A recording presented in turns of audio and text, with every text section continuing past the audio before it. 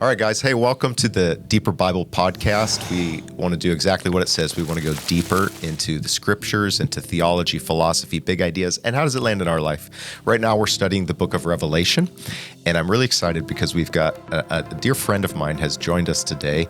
His name is Ron Herms, and he was a professor of mine at Northwest University, where I did my undergraduate work.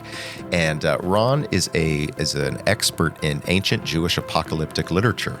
And I took several courses with him as a 19, 20-year-old in the book of Daniel, the book of Revelation. Really helped me come to terms with, honestly, puzzling, kind of frightening parts of the Bible.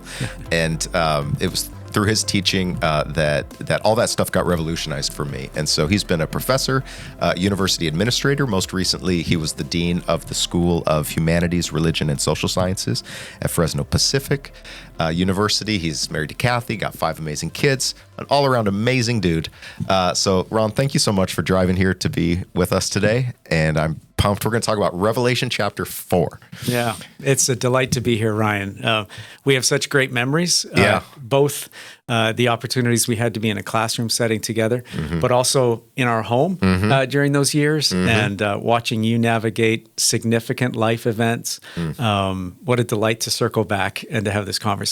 I'm delighted to be here. Thanks, Ron. I remember, so Ron would have us, me and sometimes a buddy of mine, over to his family's house for dinner once a week or so. Yep. And I always remember your kids at the time were junior hires kind of thing. And for family dinner prayer, you'd get out a dictionary and pull out a random word and then require that the prayer incorporate that word. Yes, right. So it could be anything, sort of, I don't know, the color azure or something like that. Yeah. Lord, I thank you for the azure ocean. Is it azure or azul? Well, azul is Spanish for blue, right? Oh, thank you. So azure is, I think, a shade of purple. Okay. But azul is the Spanish word for blue. See, he's still teaching me stuff. Listen, I have Duolingo in the last 6 months to thank for that little bit of information. Wow, okay. You live in Fresno. I do. So there's probably a lot of opportunities to use Spanish, yes? Yeah, the demographic in our county is phenomenally diverse, but at least 53% Hispanic. Wow. And that demographic held true in the population of students that we served at Fresno Pacific. Yep. So many things to be grateful for and to enjoy, not least of which is the food. Yes. The taco trucks and the little restaurants in the Central Valley are fantastic. Yeah. Just a wonderful cultural diversity. A little bit like Revelation chapter 5, I think. Indeed. Yeah. All nations and all that. Yeah. Well, let's turn to it, Ron. So we're at a junction point in the book of Revelation. In our last episode, we talked about the letters to the churches, all 7. Tried to go into the backstory of each of those. They're all targeted to specific subcultures. Yeah. But now in chapter 4, we're taken up into heaven. And I wonder, just to preface our conversation, could you help us understand, how do chapters 1 through 3 of Revelation relate to chapter 4 and following? Yeah, such a great question. I think most readers instinctively recognize that something changes in chapter 4. And it is at a very sort of general level. I think it's just a fair observation to say that what we call chapters 1 to 3 functions almost like a cover letter for the apocalypse proper. So that Revelation as an apocalypse begins at chapter 4, verse 1. That's where you start to get both the description of visionary experiences, as well as so much of the symbolic language and the callbacks to the Hebrew Bible, and to the prophets especially, that characterizes the next 18 chapters. So in some ways, I think it would be fair to say, at the level of genre, the kind of writing that we're reading, chapters 1 to 3 function as one kind of genre. Chapter 4 begins, for the rest of the book, a different kind of genre. There's a very short epilogue right at the end of chapter 22, but basically we're talking about 3 chapters of what we would recognize as New Testament letter style, and then 18 chapters or 19 chapters of apocalyptic literature. But So I does think- it still assume that audience in the background of the visionary material, sort of like, okay, that cover letter, Yeah. that genre fades, but the implied audience remains Yes. throughout? Yes? Yeah.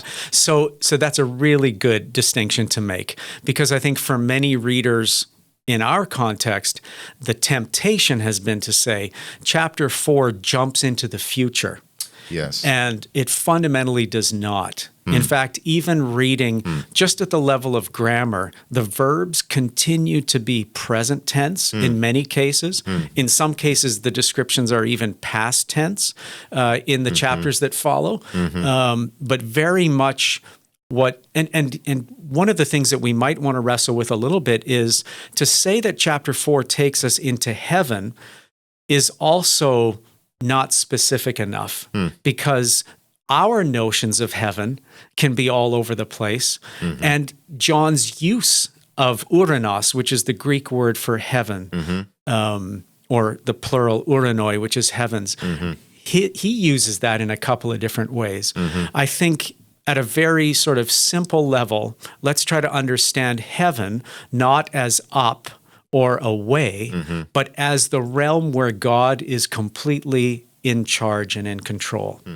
And at this point, the experience of the readers is still taking place, even as John's experience in the heavens now sheds a different light and a different perspective. It's almost like we have a common idiomatic phrase, parallel universes, right? Yeah. Where like people could be like living in the same place, but experiencing something in completely different ways. Yeah. And I think that's a better way to understand what's happening beginning with chapter 4, that you've almost got parallel tracks or a parallel universe where John has been in the first 3 chapters in the real stuff of living in Asia Minor for these church communities. Yeah. And now in chapter 4, he doesn't jump into the future. It's not time travel. He moves up into a parallel realm that still sees the same stuff from a completely different perspective, if that makes sense. Yeah. So is it purely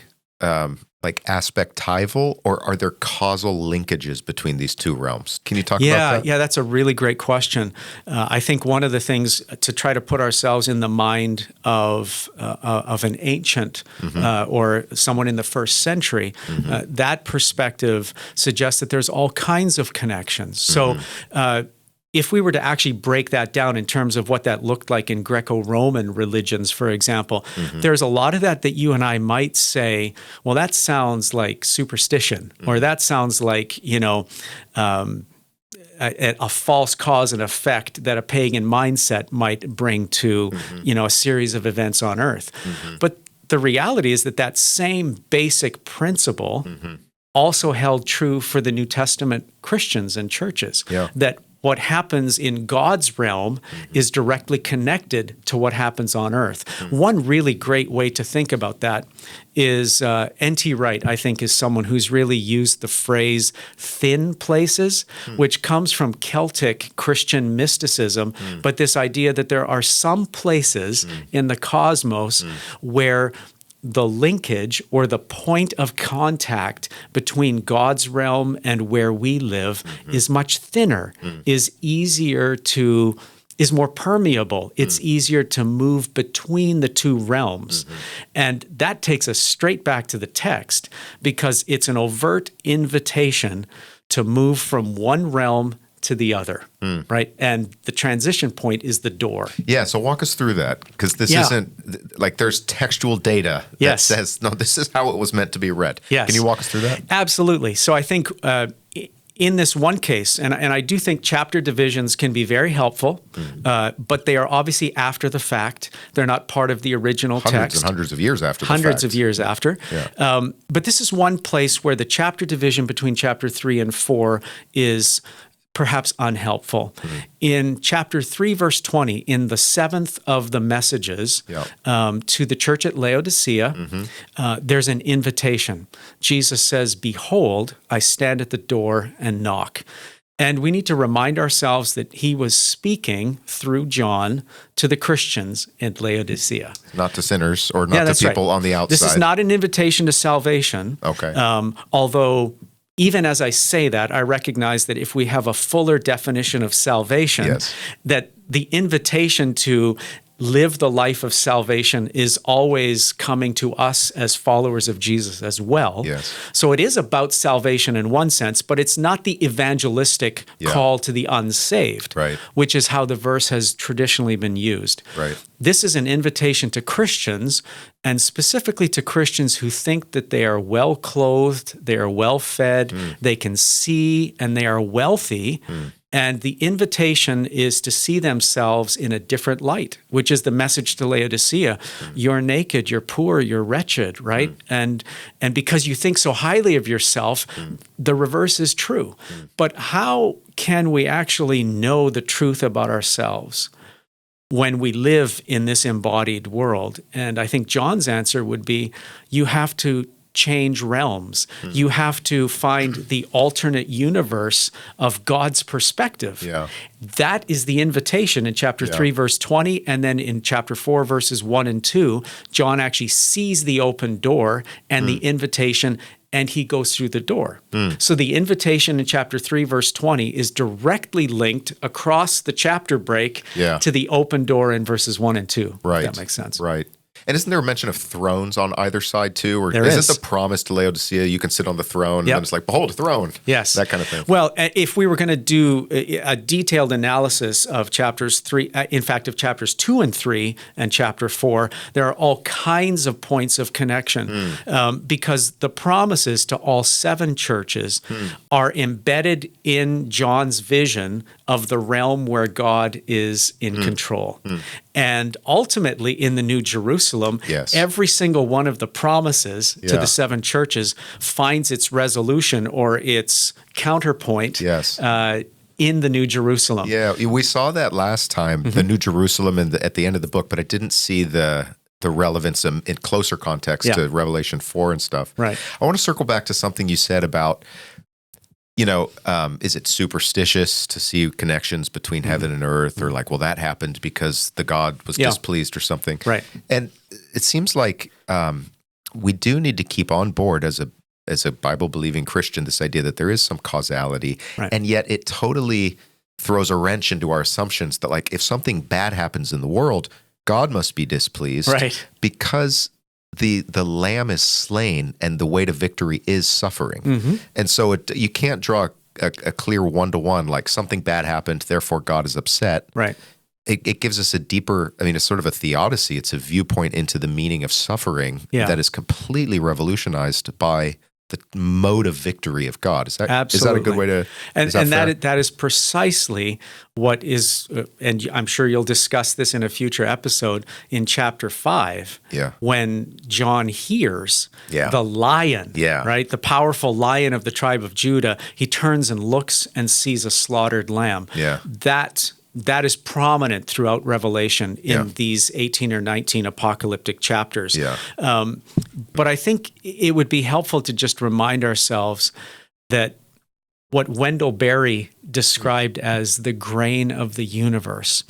So when people experience a trauma or go through suffering or something bad or even something that we might call evil or wicked happens, and we want to assign sort of a one-to-one causality, while that is ultimately not provable and is usually demonstrably false, the reality is that one of the things that many of us, and it's not just followers of Jesus, I think many people can sense when something runs against the grain of the universe. And so Wendell Berry's phrase, I think, is wonderful too. Are you running with or against the grain of the universe? And sometimes suffering is unexplainable, or it's because, the right thing has been done. But then there's other times where we experience hurt and suffering because choices we've made run against the grain of the universe. So I think that's probably a better way to think about it. If we start to try to assign one-to-ones, then we quickly devolve into superstition as well. Right. Yeah, it becomes the question of like, okay, if what I'm experiencing is connected to the heavens, how do I have controls or rules that frame how I think about this? Otherwise, I'm just going to revert to how I saw the world when I was like 7. Well, can I read the passage that we're going to talk through and just get it out there? And so here it is. It's short. It's 11 verses. Revelation 4. Actually, I'm going to start in chapter 3 in verse 20. Great. Because that's what you Perfect. brought us to. So this is the letter to Laodicea. Look, I'm standing here, knocking at the door. If anyone hears my voice and opens the door, I will come into them and eat with them, and they with me. This will be my gift to the one who conquers. I will sit them beside me on my throne, just as I conquered and sat with my Father on his throne. Let the one who has an ear listen to what the Spirit is saying to the churches. After this I looked, and there was a door in heaven standing open. The voice like a trumpet, which I had heard speaking with me at the beginning, spoke again. Come up here, it said, and I will show you what must take place after these things. At once I was in the Spirit. There in heaven stood a throne, and someone was sitting on it. The seated figure had the appearance of a jasper stone or a carnelian, and there was a rainbow around the throne, looking like an emerald. Around the throne were 24 thrones. Wow, that's a lot of thrones. And sitting on the thrones were 24 elders, clothed in white robes, and with golden crowns on their heads. Flashes of lightning, rumblings, and thunderclaps were coming from the throne, and in front of the throne 7 lampstands, which are the 7 spirits of God, were burning with fire. In front of the throne there was something like a sea of glass, like crystal. In the middle of the throne and all around the throne were 4 living creatures, full of eyes in front and behind. The first creature was like a lion. The second creature was like an ox. The third creature had a human face, and the fourth creature was like a flying eagle. Each of the 4 creatures had 6 wings, and they were full of eyes all around and inside. Day and night they take no rest as they say, Holy, holy, holy, Lord God Almighty, who was and is to come. When the creatures give glory and honor and thanksgiving to the one who is sitting on the throne, the one who lives forever and ever, the 24 elders fall down in front of the one who is sitting on the throne and worship the one who lives forever and ever.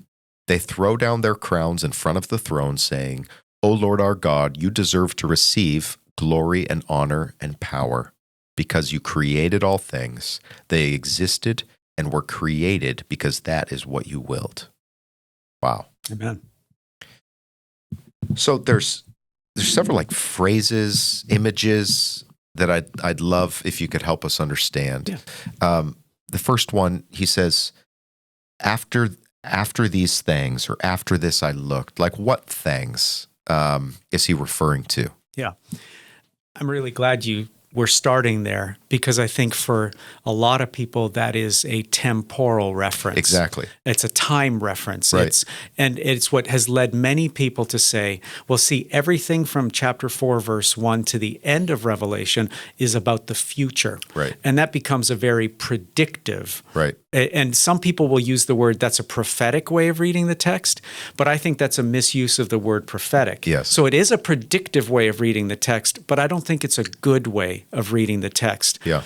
But if I'm going to make that claim, I have to answer the question, why does this sound temporal, right? Yeah. And I think what John is doing here is these things that he's referring to are, if we think back to the 7 messages to the churches in Asia Minor, there are predictions. There are not just descriptions of their character as congregations, but also there are descriptions and predictions of what they are going through and what they will continue to go through. Yes. And so it's after having rehearsed these things that John's perspective changes. It's because he takes up the invitation that he offers, that Jesus offers through John in chapter 3, verse 20 to the Laodicean Christians. Yeah. And by the way, just to put a pin in that, it's to the Christians at Laodicea, but this was a circular letter. In other words, all 7 congregations or churches would have read all 7 letters.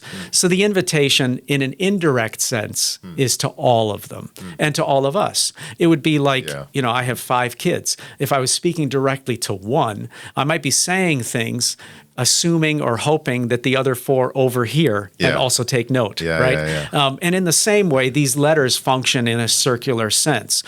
But that invitation is taken up by John, and as a result of, or in light of, or now for a different perspective on these things that have just been described and also predicted. For example, in a couple of cases, there are churches that should expect hardship or persecution.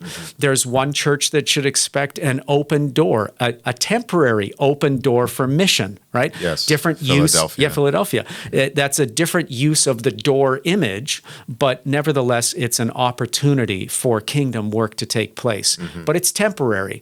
And so it's in light of all of those things that John now takes the invitation, goes through the thin spaces or the thin places into the heavenly court, and sees all of those things from a different perspective. So again, in my view, John has not moved, he's not jumped forward in time after these things, but as a result of these things, he's now moved up into a realm that gives him a perspective that he could not have had. The image that I've often used with students in a classroom is it's one thing to sit on a sidewalk in your lawn chair watching a parade go by. It's another thing to go up in a hot air balloon and see the parade from start to finish, right? You can see the whole thing at the same time. That really is what John is doing in chapter 4 and following. He's not jumping into the future. He's simply moving to a place where he now sees a more cosmic, God-oriented perspective of all the things on the ground that he was describing in the 7 messages, if that makes sense. Absolutely. Yeah. And is he signaling that by the phrase "in the Spirit"? Yes. I was in the Spirit. That's kind of that's the marker. Now I'm seeing that differently. Yes, exactly. And that phrase "in the Spirit" is a callback to chapter 1, verses 10 and 11, where he used that phrase and said that on the Lord's day, he was in the Spirit. Right. So we need to remind ourselves that John was a poet. Yeah. He was a prophet. But I think vocationally at the heart, he was a pastor. And so in exile on Patmos, he's in the Spirit because that's his way of joining the communities on the Lord's Day who are gathered in worship, and he can't be there. So he's in exile, and his way of being in solidarity with and being present with those Christian communities is to be in the Spirit. So that we need to remind ourselves of that. And then 4 times, that phrase occurs 4 times in Revelation. And actually, as a sort of supplement to our conversation, I've included an outline of Revelation that actually indicates the 4 places in the text where the phrase "in the Spirit" occurs. Can you walk us through that? I can. I'd love yes. that. Yeah, I think we'll have an outline available. But in particular, in chapter 1, verses 10 and 11, chapter 4, verses 1 and 2, chapter 17, verses 1, 2, and 3, and then again in chapter 21, verses 9 and 10. 4 times, John says, "I was in the Spirit." And each of those "in the Spirit" references refer to his experience as a prophet receiving new revelation. The first time around, he received what we call the messages to the 7 churches. The second time around, which is what we're talking about here, he receives all of this information in the form of revelation that unpacks the world that can often seem so chaotic, so broken, so manipulative and deceptive. And as he moves into this invited realm, he sees it for what it actually is. And that takes all of chapter 4 to chapter 16. Wow. And then in chapter 17, the third time that phrase appears, John now has a perspective on what judgment, what God's discerning justice looks like for all the players in the drama that he just saw from chapters 4 to 16. And that includes, and I think we have it on the outline, that includes Babylon, it includes the beast, false prophet, and the kings and their armies, it includes the adversaries, Satan, it includes the unbelieving inhabitants of the earth, and then judgment, which in and of itself is a neutral term. It's not a negative term, right? It just simply means discerning justice. And so the final set of characters that receive God's judgment in their favor are the followers of the Lamb. So that's what chapter 17 to the middle of chapter 21 does. Wow. And then the final time John says he was in the Spirit, he sees a new set of revelation that shows him what new creation, what new Jerusalem, what God's ultimate future for all of creation looks like. Wow. And in that sense, Ryan, I would suggest that especially for those who are really oriented to read Revelation as a future predicting text, in my view, the only thing that's future in the book of Revelation is the very last section where John actually envisions the new Jerusalem and what the results of God's justice actually look like. So I think that there might be some listeners and readers that will want to puzzle through that a little bit or may have follow-up questions. But because Revelation, in my view, is not a predictive text, it is prophetic in the sense of unmasking the true realities of the world in which we live. And my favorite image of describing what John is doing in Revelation is the curtain in The Wizard of Oz. Where near the end, right, the little dog Toto pulls back the curtain, and suddenly the great and terrible Oz is simply an old guy speaking into a microphone, cranking a few wheels, right? And is not nearly so terrifying, right? And I think that's what John is doing. He's unmasking the powers of the empire, the powers of evil. Think about the things that concern us right now in the news cycles that we encounter every single day, right? We're so concerned. But from God's perspective, from a cosmic view, what does that actually look like? And I think the author of Revelation wants us to recognize that following the Lamb means that you can pull back the curtain and see it for what it really is, and it's not nearly as impressive behind the curtain as it appears in front of the curtain. That's fascinating. So anyway, so those are the four places where in the Spirit occurs. Each time they signal a new movement or a new block of revelatory material. A couple follow-up questions. So like in the book of Genesis, on the other side of the Bible, there's this structuring device where it says like, these are the generations of Ele Toledot Noach. These are the whatever. There's 10 of them. And it's very much the sort of the map of the book. But at the same time, there's multiple structuring devices that overlap. So it's not just one. It's more intricate than that. And now I was in the Spirit. Is that one of the overarching structural devices of Revelation, or are there others that are just as or more important? In my view, it's the primary organizing device. Wow. But even saying that, I recognize that especially the second section, if you're going from chapter 4, verse 1 to chapter 16, verse 21, that's an awful lot of material. And there's no way to simply, in one sort of fell swoop say, well, all of this makes sense as the second block of material. So yes, there are other devices that help hearers, first of all, and then readers like us make sense of the text. And this is phenomenal, actually, in my view. It's brilliant psychology as well as great pastoral theology. There are several moments where this second section in particular is broken up with songs and interludes, songs of praise, or just these moments of comfort and reflection where even as all of the awful, difficult, chaotic, manipulative stuff of the world is being unpacked and revealed for what it actually is, in the midst of sorting through all of that, there are also these deep moments of comfort and encouragement and hope, right? And we really need both of those things. If we want to live our truest selves in this world, we need to see the darkness for what it is, be able to name it, but we also need to know there's hope, right? These are conversations I have with my kids, for example, all the time. Okay, Dad, we get what's bad and what's wrong and what's difficult and what's chaotic, but where's the hope in all of this? And I think the author of Revelation, and in the way these visionary sequences are set up, is keenly aware of that. And we want to focus on that. And by the way, I think Revelation 4 is one of these moments of hope. You know, the visions that will unpack the darkness of the world actually begin with this wonderful, hope-filled, centering reality.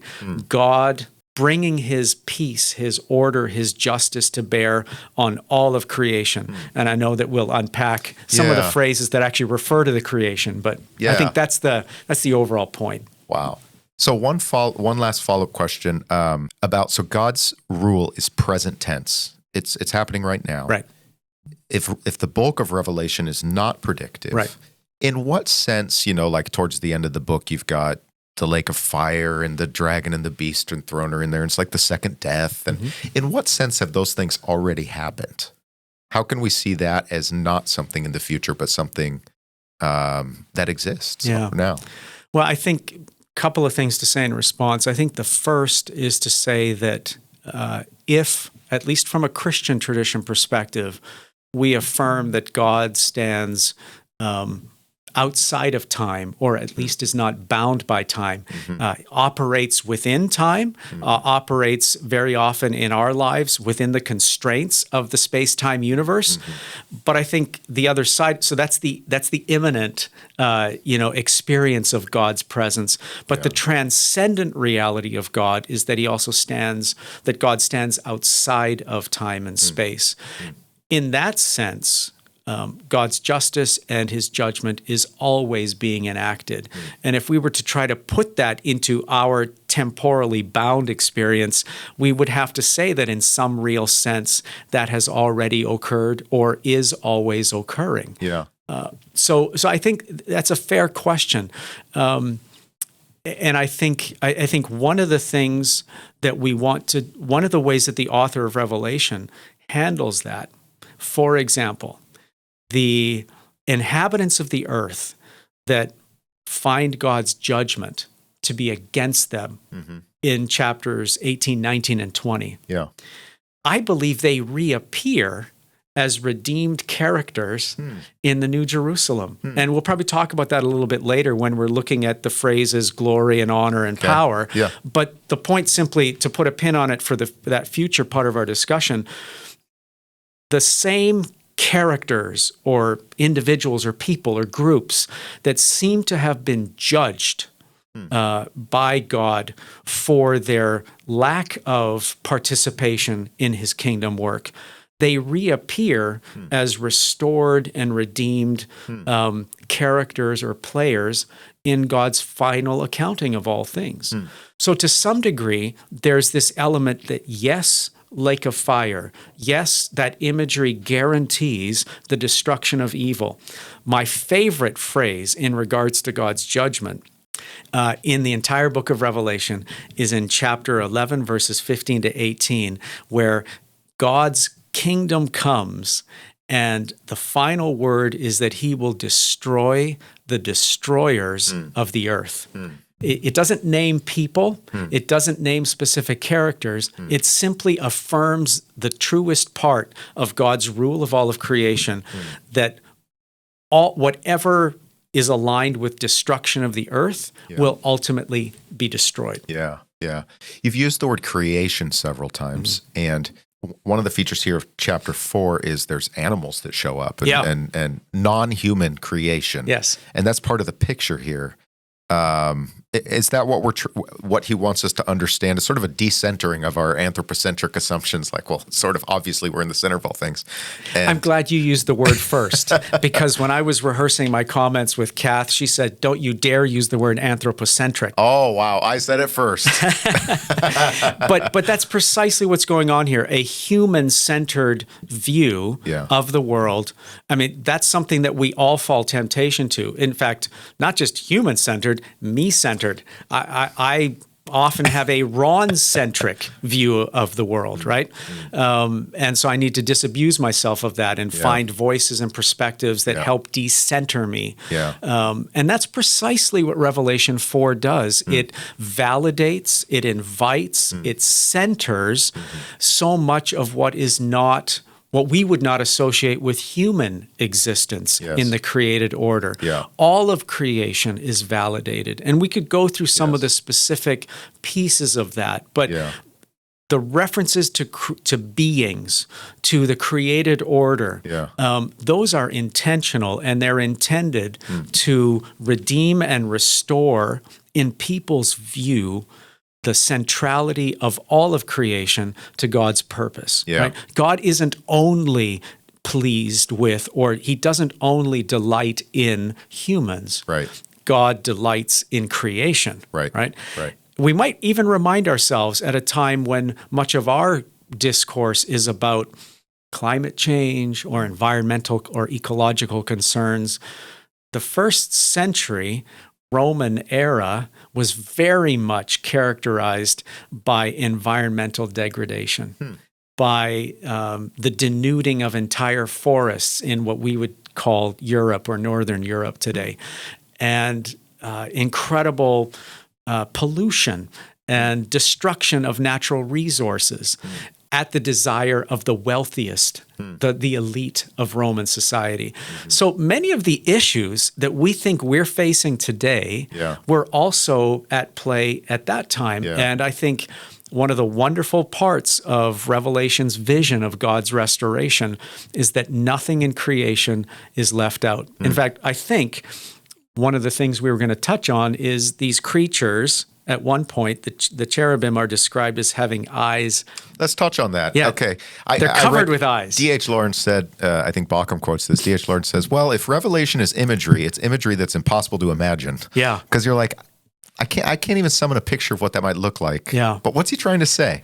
Well, interestingly, and again, I think our web support team may put a William Blake image up at some point, which he actually created in response to the vision of Revelation 4 and 5.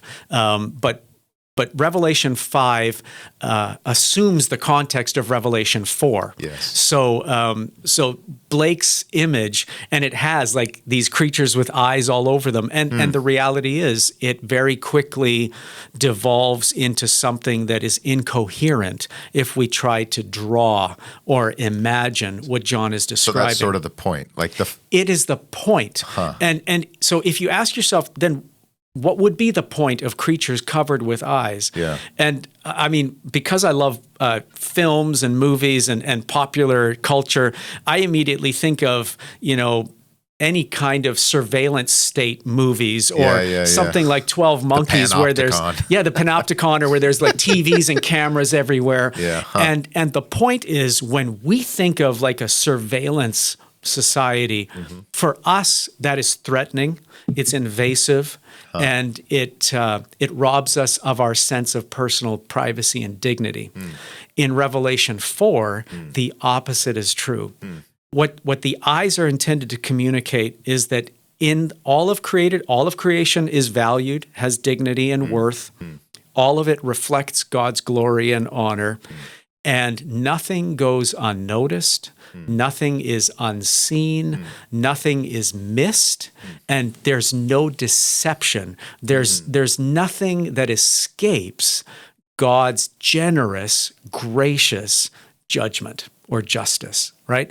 And so, and again, you think about what the messages to the 7 churches were, the various concerns or threats that those communities were facing. And the invitation is, come up here and see the world from a place of no threat, from a place where everything is noticed. And another image that doesn't occur quite as prominently in chapter 4, but is also part of Revelation, is this idea of scrolls or books where records are kept. It's just another way of saying God knows. Right? Where in those moments where we think we're alone, we think we're isolated, we think something's gotten missed in the universe and we don't matter.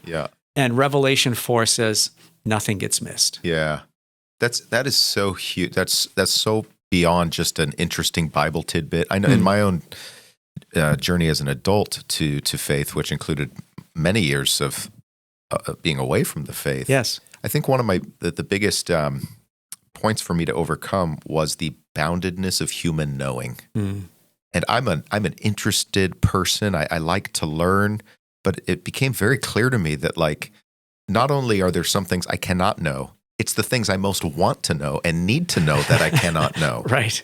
Right. And so it's like, what do you do with that? Yeah. Yeah. And so for me, the theological category of mystery became very important, not in a sort of a, God of the gaps, sort of lazy sort of way, but saying like my own creaturehood means that there are things beyond my scope. Right. But that's not the point to shake your fist at the heavens in defiance. That's the point to worship. Yeah. And so, these creatures with eyes everywhere and unbounded knowing, they can know everything. And like you said, that's not threatening, but that all-knowing God is also all-loving. Yeah. Like, boom, that for me, that combination of sort of realizations brought me back to faith, actually. And the freedom of being able to come to the place where I may not be able to know, I may not be able to know yet. Yeah. But there is a context, there is a realm, there is a place where everything is known, right? So I can either defer, right? I can rest in the knowledge that what I can't know, just because I can't know it, doesn't mean it's unknowable. Yeah. It doesn't mean that it's going to get missed or that it won't in some way fully be explained and have the kind of context that I'm missing right now.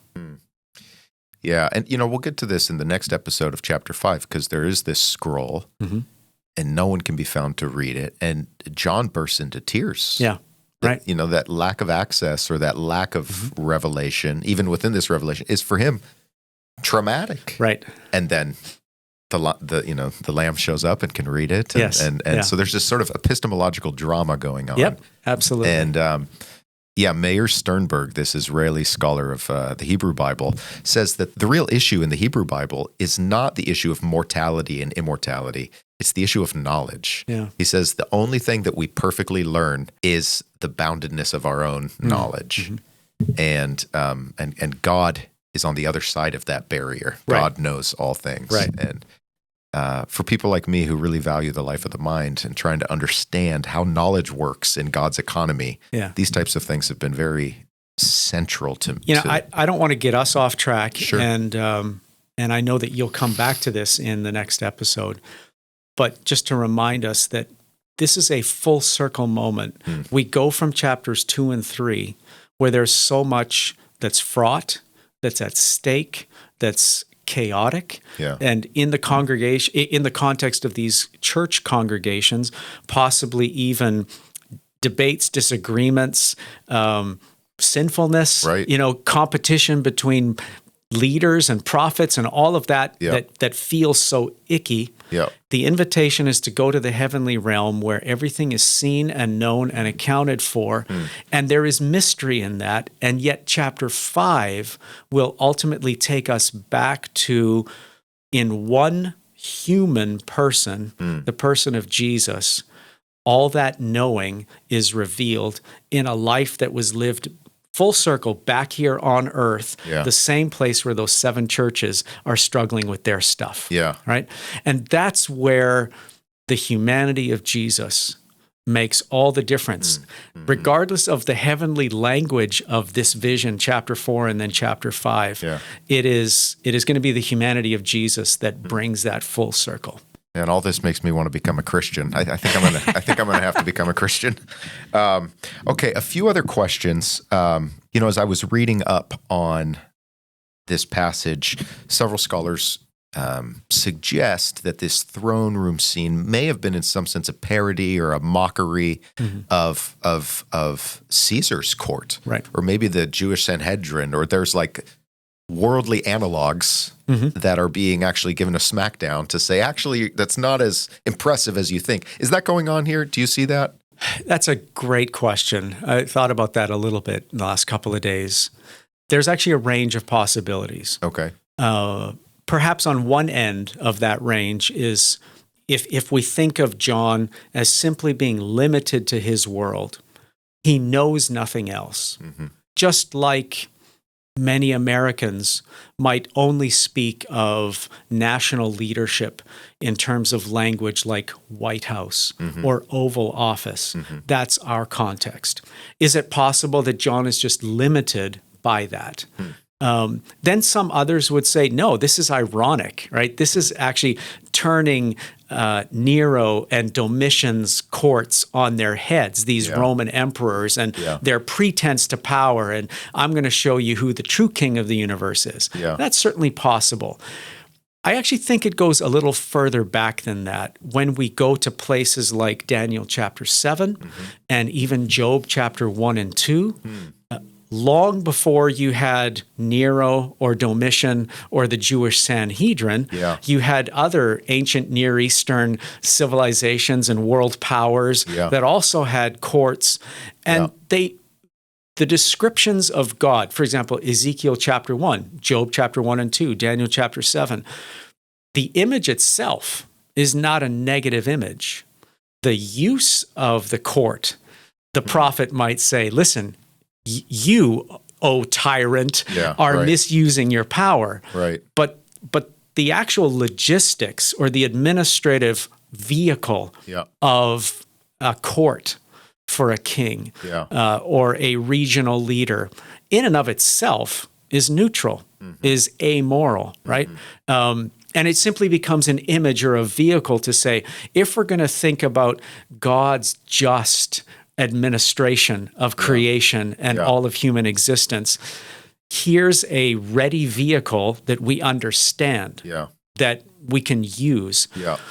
So John, I don't think, is giving us a like CNN blow-by-blow version of what heaven actually looks like. He's simply using what I think would have been the most easily available and resonant images of the then known world. And it is true that wherever the emperor went in ancient Rome, his court traveled with him, right? And it is also true, especially sycophantic Roman leaders would often have cohorts of worship teams falling down and bowing before them. And to some degree, in a world where it's even traitorous to say Jesus is Lord and Savior, because those were titles that the emperor reserved for themselves. So that is traitorous. That is political treason. That's political subterfuge.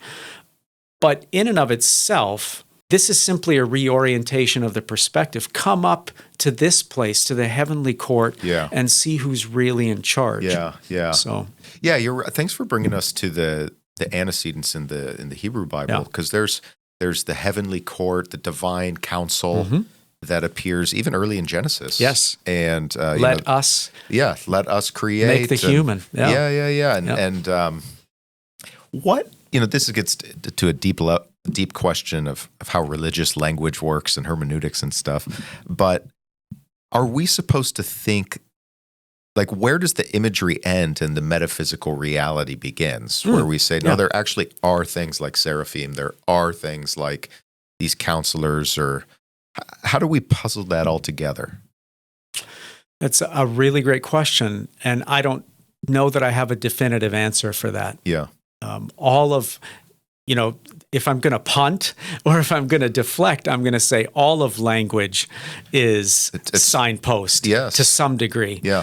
And at the same time, we do know that the language we use also communicates our lived reality in some sense. One of the things that we might say, and you mentioned the cherubim specifically, there are these 4 cherubim. There are also 4 living creatures. And the number 4, again, is significant in the Hebrew Bible, and then John takes this up as well. But it's significant for communicating the totality of creation. In Jewish thought, the cherubim were thought to hold down the 4 corners of the world, right? Before we thought of the globe or the sphere that we inhabit, we simply thought of it as a plane, a 2-dimensional plane that had 4 corners, and that the winds that the reality of the wind that we experience, but as Jesus says in John, you don't know where it's coming from or where it's going. For them, the 4 corners and the 4 winds were all held down or adjudicated by the cherubim, right? So John's use of those images is simply to say what we know as our physical experience, which we see in a different way from the realm where God is in charge, the heavenly court. We can't necessarily pin down exactly what that looks like, but we have images from that realm that help us understand this. Yeah. So where does the symbol end and the metaphysical reality begin?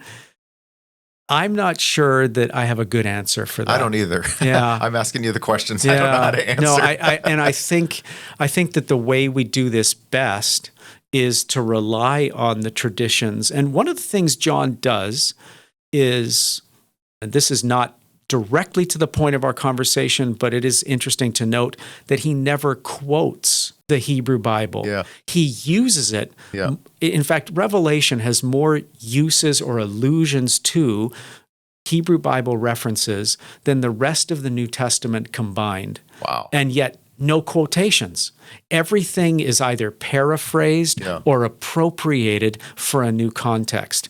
And I think that, Ryan, to some degree, might be a template for us to say, the symbols were used in a certain way by John, who was already riffing or ad-libbing, so to speak, or recycling the images and ideas from the Hebrew Bible. And perhaps that gives us some permission to do that as well. Yeah. And now you're talking hermeneutics again, right? Yeah. But we also have images and language and ideas today that can stay consistent with these ideas, but perhaps express our reality in ways that make sense to us. Yeah. Yeah. I'm actually, we've talked on this show before about a British polymath guy named Ian McGilchrist who does a lot of like right, left hemisphere brain stuff. Yeah. And it turns out the demand for specific data clarity is that is a very left brain and inferior mode of cognition. Yeah. Like the first draft and the final draft of reality by design comes from the right hemisphere, which is okay with symbol, which likes music, metaphor. It can handle ambiguity. It picks up on emotion. And so I think that maybe even that question for a type of like, I want to nail down how this works. Yeah. That derives from a sort of a mechanistic assumptions that maybe itself, the question is broken, is what I'm getting at. And I was going to say in response, I think if it was John, the author of Revelation, sitting here with you, which would be much to be preferred to me, but if it was him you were talking to and asking that question, I think he might just say, I don't know, and I'm not sure that's the right question. Right.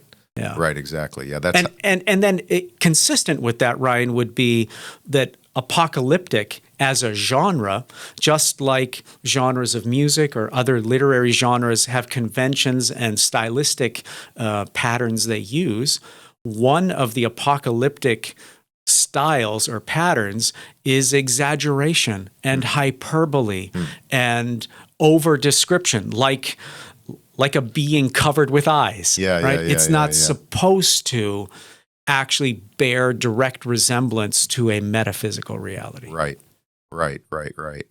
Okay, that's very helpful. So then another image from this passage that captures me is this idea of a sea of glass. And it's there before the throne. So I'm assuming, is this a symbol? What is it a symbol of? The sea comes up again like in chapter 15. I want to read this actually because in chapter 15 too, I saw what appeared to be a sea of glass mingled with fire, and also those who had conquered the beast and its image and the number of its name, standing beside the sea of glass with harps of God in their hands, and they sing the song of Moses, the servant of God, and the song of the Lamb. So this is a callback transparently to Exodus 15. Yes. The Israelites have gone through the Red Sea, and they stand on the seashore, and they sing this song, the Song of Moses. And but then at the end of the book, the New Jerusalem, there's no longer any sea. Right. So help us understand, what is this sea of glass? Why is it of glass? Does that mean it's just glassy, like you want to go water skiing on it? Or is that, like, help me understand what's going on here in chapter 4, but then how that links up with chapters 15, 21. Yeah. So I think let's start from the end. Okay. In the vision of the new creation where there is no sea. Yeah. it's important that the end somehow brings resolution or completion to the beginning. Okay. And the beginning of the story, as you know better than I, in Genesis 1 and 2, there is a sea. And the sea is chaotic. The sea is unruly, untamed, uncontrolled. And it's out of that chaos that order and creation come. Separation, delineation, boundaries, all of that happens in Genesis 1 and 2. Yeah. Because the sea was historically and traditionally associated with chaos, and we might even ask ourselves, why would the ancient mind have associated the sea with chaos? If we think of it as the primary means of transportation, especially for merchants, for trade, for business, for economics in the ancient world, and then we think about the risk involved, the loss of life, the loss of property or ships, the place where many naval battles would have taken place, and the loss of troops, for example. The sea is a place where there is great risk, unknown, chaos, darkness, and death. Yeah. In light of that, it isn't surprising then that at an imaginative level, the new creation, the new Jerusalem, no longer has a sea. So it's gone. But until we get to that, and this is one of the reasons, I think it's a good example of why the entire book isn't predictive of a future heaven or a future reality. Only that very last vision really is. But until that point, the sea is still present in the larger creational economy of things. And the sea, like glass, I think you're exactly right to say that anyone who's a water skier would recognize the value of a sea of glass, right? Just the calmness. So that if chapter 4 is the invitation to see the world as it really is, with the curtain pulled back and God at the center with justice and everything known, everything accounted for, then calming the chaos, which still exists, chapters 2 and 3, right? They're still living in the middle of it, and yet from God's perspective, calm, right? Some have said maybe that sea is even a reflection of the baptismal waters. Eugene Peterson is someone who's kind of worked with that idea a little bit. But then as you rightly point out, in chapter 15, those who followed the Lamb and were faithful in their testimony, bearing witness to the justice and the good news of what Jesus represents both in his death and his life. They stand, metaphorically speaking, reenacting the experience of Israel in Exodus as though they too have come through this chaotic sea. Which, if we want to translate that into the real life of John's first hearers and readers, he told them in chapters 2 and 3 they were going to face persecution. He told them that for some there would be open doors of opportunity, and for others they would be thrown into prison for a while. He referred to some martyrs. There was going to be hardship. That's the chaos. Right? That's the sea, metaphorically speaking. And in chapter 15, the celebration is following the Lamb's faithful witness, you can come through that chaos. You can experience creation as though the sea has been calmed on our way to the new creation where there is no more chaotic sea. Yeah, wow. And in chapter 13, doesn't the beast come out of the sea? Is that chapter Absolutely. 13? Yes. Yeah. Chapter 12, verse 17, and chapter 13. Again, an unfortunate chapter division there between 12 and 13. But yes, the dragon is on the seashore in chapter 12, verse 17, and then gives his power to a beast that rises out of the sea. And by the way, again, just to put a quick, practical, real-world point on that, the beast rising out of the sea, although we might imagine like a horror movie or a Jaws-type scene, the reality is that think of yourself standing anywhere in Asia Minor on a shoreline and watching Roman naval vessels come into the harbor where you stand. Wow. Those ships, that beast, that empire literally rises out of the sea and lands on your shore. And that's what Revelation 13, and I know that's not what we're talking about, but the point simply is sea represents all of those threatening, dangerous things in the ancient world. Yeah.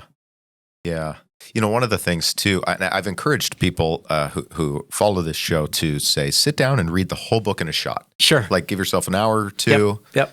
I'm a slow reader, but read it all and see how it all ties together. One of the interesting things there in the middle of the book is that the beast or the dragon, I get them confused, has universal worship and acclaim. It's the first beast. Okay. Yeah, so if you think of a hierarchy, you've got a dragon figure that is intended to be evil personified, sometimes referred to as the snake or the devil or the Satan, but then in Revelation 12 at the end referred to as the dragon, right? Okay. In the hierarchy, that sort of evil authority is then breathed into or invested in the beast. Okay. But in apocalyptic literature, not just Revelation, in early Jewish apocalyptic across the board, beasts are symbols for evil empires. Right. Colonial powers that kind of rape and pillage and conquer their way across the landscape. And so what John is envisioning is that the empire that he is embedded in, at his time, it happens to be the Roman Empire. And we might ask ourselves a question, what empire might we be embedded in? But he's embedded in the Roman Empire, and he recognizes that the craven use of power and manipulation comes from personified evil. So it's the beast. For John, that's the Roman Empire that is given universal worship. So you've got the dragon, you've got the first beast that gets the universal worship, but then there's a second beast called a false prophet. And that beast, in the second half of chapter 13, actually facilitates the universal worship of the first beast.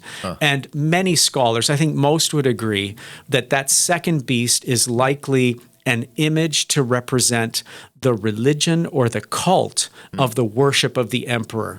So it was actually what facilitated the worship of the emperor. And by worship, what we mean is loyalty and allegiance and servitude, right? We're not talking about people just standing in the street singing praise songs to Caesar, right? It's actually your livelihood, your work, your life commitments are all in service of this all-consuming power. Yeah, that's very helpful. Or what C.S. Lewis called the lowerarchy. That's sort of like how it all works together. But there's a counterpoint to that here in chapter 4, where we encounter worship in the throne room. There's sort of dueling worships. But how does worship fit into this? As you noted, throughout the book, there are it's punctuated with songs. How does worship fit into the vision of ultimate reality here and through the book? Great question. Big question, I know. Question. That's like a doctoral dissertation right there. Let me try to take 2 tracks and do each one justice in just a couple of minutes, if not possible. But the first is simply to say, the question of worship, writ large, is not something that we decide to do or not do, right? Worship is something that's embedded in all of us. And it's not that we're all musical or that we can all carry a tune, because it really has very little to do with music. And this is especially important for Christians, because the second track I'll take in just a moment is worship is so much more than 30 minutes on a Sunday morning or a Saturday night in a church service. But to start with the first observation, everyone worships. Like Bob Dylan says, you just got to choose, right? It might be the devil, it might be the Lord, but you're going to serve somebody. You could drink whiskey, you could drink milk. Isn't that song? That's the song. That's it, but the point simply is we all worship. The question is just what and whom, right? So the first thing then to note about that is to say that the question of allegiance, again, it's not about singing songs, it's about what is my allegiance? The efforts and the energies of my life, what are they devoted to? And that really, if you can answer that question, then you know what you worship. So that's the first thing to say. Worship is something that's common to all of us. We all do. It's just a question of where. Now, you use the word universal, and you're right that an apocalyptic always uses hyperbole and pushes the boundaries, right? Yeah. Chapter 13, everyone worshiped the beast. Yeah. Chapter 4 and 5, everyone worshiped God and the Lamb. Yeah. And the truth is that our real lives are in this gray area where not everybody worships the beast and not everybody worships the Lamb, Yeah. right? Yeah. So we need to tease that out. Let's go to the second observation on worship. Worship is about the commitments of my own life, right? It's about what I give my effort and my energy and my attention to. There's lots of things we do throughout the course of any day or week. And on any given day, we might spend an inordinate amount of time looking after our kids or scrolling on our phones or whatever the case. But if you take a longer view and say, over a period of months and years, what are the foundational commitments of my life? Most people can answer those questions, right? They're usually not that hard to answer. And Revelation 4 is inviting us to join a setting, to join a realm where all effort and energy is already committed to being on the side of and participating in God's work of justly and in a beneficial way administrating all of creation. So my definition of worship based on chapter 4, when John is called up into this worship scene, he's being invited not to learn the songs of heaven, right? Not to play an instrument per se, even though music and instruments are part of the descriptive fabric and furniture of the heavenly court. What he's really being invited to do in worship is give his life, his devotion, his attention, his energies to the work that God is already doing in God's good world. So worship looks like my solidarity with either the work of God in the world or work that I see as benefiting myself primarily, or those who are part of my group, right?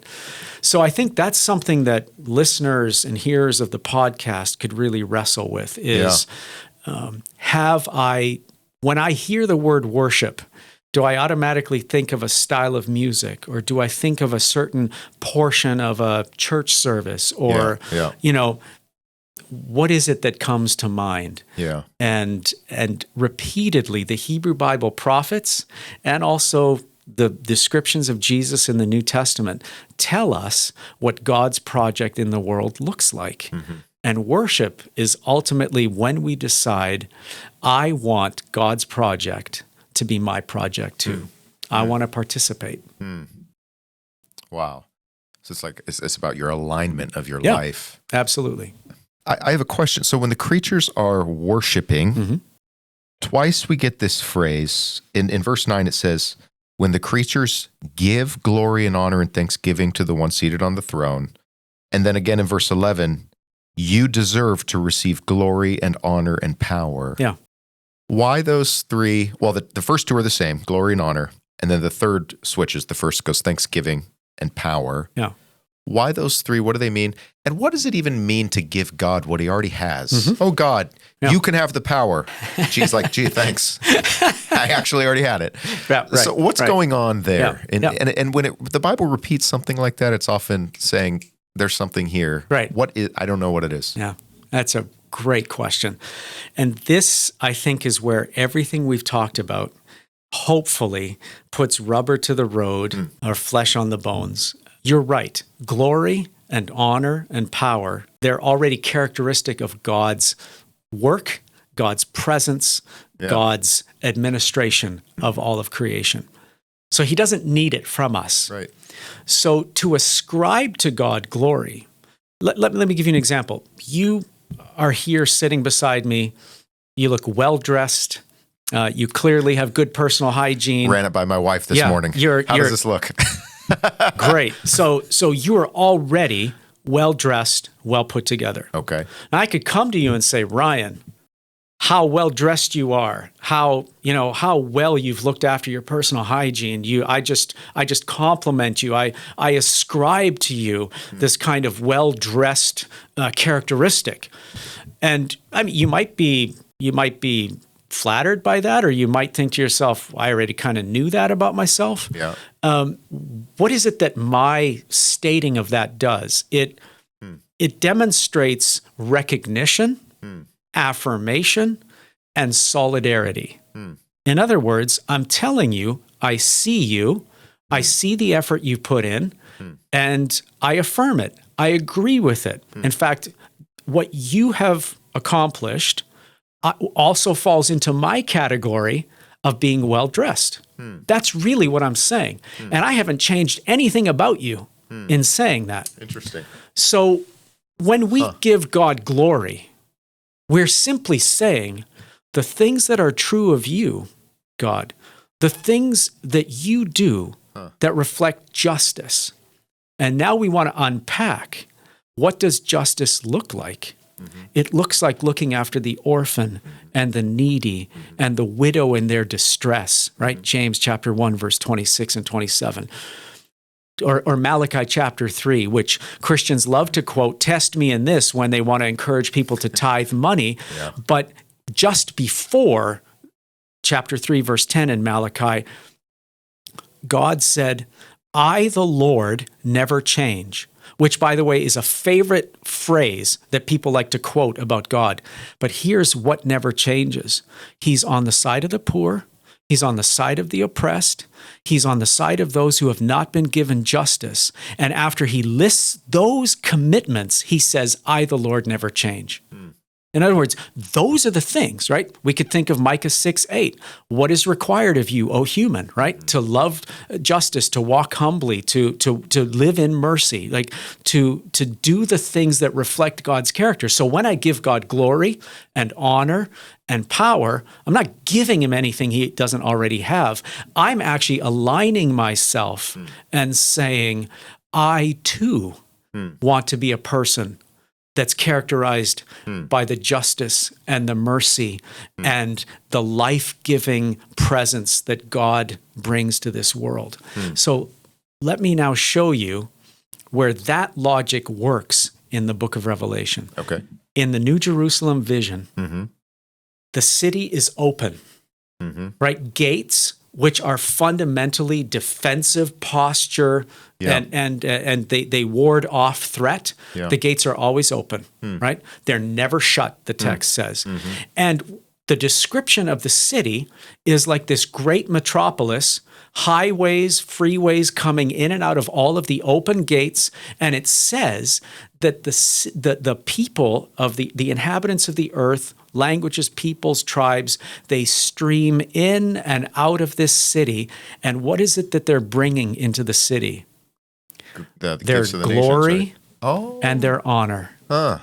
Wow. In other words, the new Jerusalem, new creation is a place where everyone is committed to the same project that God has always been committed to. Everyone does works of justice.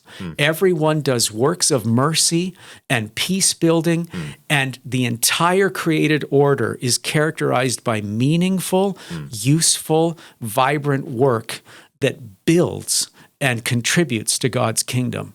So what happens when the living creatures and the elders acknowledge God's glory and honor and power, they're simply saying, we acknowledge this, we affirm this about God's good work in the world, and we align ourselves with it, which is why 30 minutes of music on a Sunday morning is such a truncated vision of worship. Yeah. Because if we really believed it, if we really worship, then we hear Micah 6:8 or Malachi 3:5 and 6 or James 1:26 and 27 or Matthew 25 or Matthew 5 and 6, and we go out and do it. Yeah. That's worship, right? That's allegiance, that's loyalty, Yeah. that's participation. Yeah. So Jesus, right back to the start of our conversation, I stand at the door and knock. You live in a world of chaos and temptation and deception and manipulation and brokenness. I invite you to see my project in the world, my project of justice and peace and mercy. And if you will worship, if you will acknowledge that my project is what ultimately brings shalom, and you participate in it, then you too participate in the work of new creation. And you're part of the New Jerusalem. Wow. Sorry, that was a bit long-winded there. No, but this that's is glory and honor. Wow. Man, there's a lot to think about there. And so those two instances of that phrase, glory and honor, that you've identified, one in the New Jerusalem, one here in the heavenly throne, they go over the gap, or this transition you've identified between what is already present and what is genuinely in the future. And I have a question about that gap. This is a kind of an empty spot in my understanding of the Bible. When the kingdom comes, or the New Jerusalem, and it's real, does the Bible invite us to think of like a climactic event at the transition, or is it a phasing into that? You know, what they call phyletic gradualism or punctuated equilibrium. What is it? How does that shift from one state of affairs to the future? How are we supposed to think about that? Yeah. There's lots of different approaches that people will take to think about that. And just like we've talked quite at length today about how metaphor and symbol can help get us places in our thinking that just pure fact and data can't, or art. I think of Tolkien's short story, Leaf by Niggle. I love that story. Yeah. And remember, Leaf or Niggle is a amateur artist, right? And he's constantly, as much as he can, and he's often distracted, and he's often pulled away by things that really drive him crazy, but he's working on a painting, right? And he knows he's up for a great trip, a transition, which in the story, and I encourage everybody to read it, it takes about 25 or 30 minutes to read, but in that transition, which is clearly a vehicle or a metaphor for his own death, he comes to the other side of that transition, and the land that he ultimately walks into and lives, he recognizes because it's his painting. So your question was, is the painting the life into which he walks? Yeah. And I would say at one level, no. But at another level, he recognizes right down to the trees and the train stop, he recognizes the life he's walked into after death because he was already working on it. And I think one of the ways of thinking about Christian commitments and what I have referred to as participating in God's project of justice and mercy and reconciliation and peace building, those are all things that we do now, believing that they represent and they signal bits and pieces of God's final future. What that all looks like when those pieces come together, I don't think I can say. Are you asking me, is there a point at which this all kind of comes together and we all look at each other and say, this is clearly new creation? I honestly don't know the answer to that, because earlier we talked about, God's work and God's presence actually standing outside of space and time. And so is this something that each of us upon death encounters and realizes that outside of time this already exists, and what we had the opportunity to do here in our life on earth is to begin to live those commitments and do that kind of work that is fully realized? Or is it something that suddenly does come together in a moment of what you and I would call time, and we call it time because we're bound by space and time? I don't know the answer to that. But I think, again, if John were sitting here instead of me, I think he might respond and say, is that important? Or is it more important that that vision pulls you toward itself? And then the logistics of transition are what you referred to earlier as mystery. Yeah. Wow. Well, let's put a pin in it there, Ron. All right. That's plenty of mystery for this person to think about for quite some time. huge thank you. This Oh, was, my goodness, this it's my was pleasure. So rich. Felt like I was back at Northwest. Although maybe Hopefully not in a traumatic way. Yeah, no. Well, I still think of you as Darth Vader, and just kidding. But no, that was just, man, wide-ranging and yet just as deep. And thank you for sharing that with us. Oh, listen, thanks for your work and for faithfully standing in a place where people are encouraged to think deeply, but as we talked about with worship, not just think about it, right? Participate. Yes. Live in solidarity. Yes. Right? And think about what is God's project in the world and in what ways am I truly worshiping? Yeah. Am I participating? It's a challenge for me every day. Same for me. Yeah. Same for me. Well, thank you, Ron. Bless you. And guys, thanks for joining. I hope if this wasn't helpful, check your pulse, because there was a lot of good stuff in there. But thanks for tuning in. And we're in the Bay Area. We're at the Bay Church. You can join us sometime online, thebay.church, or join us in person. We'd also be open to any financial support. We've got a team that we're trying to build. We're trying to reach people with the wisdom of Scripture. So if that's in your heart, you go to our website, thedeeperbiblepodcast.com, and you can support us there. And until next time, let's just say, as the rabbis say, shalom, homies. Take care. Bye-bye.